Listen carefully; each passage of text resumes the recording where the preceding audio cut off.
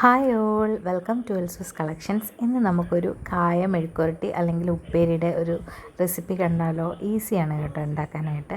ആദ്യം ഞാൻ 1/2 കിലോ കായയാണ് എടുത്തിരിക്കുന്നത്. അത് നമുക്ക് നന്നായിട്ട് തൊലി കളഞ്ഞിട്ട് അതിങ്ങനെ ഒരു 1.5 ഇഞ്ച് നീളത്തിൽ ഏകദേശം ഒരുപോലെ സൈസ് വരുന്ന പോലെ അരിഞ്ഞെടുക്കാം കേട്ടോ.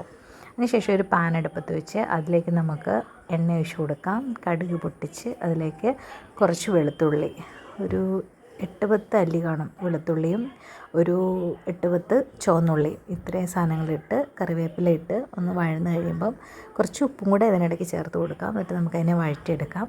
അതിനുശേഷം അതിലേക്ക് നമുക്ക് കായ ചേർത്തിട്ട് കൊടുക്കാം. വെള്ളം ഒഴിക്കേണ്ട ആവശ്യമില്ല. എന്നിട്ട് നന്നായിട്ട് ഇളക്കിയിട്ട് ഒന്ന് അടച്ചു വെച്ച് 2-3 മിനിറ്റ് വേവിച്ചതിന് ശേഷം ചില്ലി ഫ്ലേക്സ് ഒരു 1.5 ടീസ്പൂണും ഒരു 1/2 ടീസ്പൂൺ പെരിഞ്ചീരക പൊടിയും ചേർത്ത് ഒന്നും കൂടെ അടച്ചു വെച്ച് 2-3 മിനിറ്റ് കൂടെ വേവിച്ചെടുക്കാം.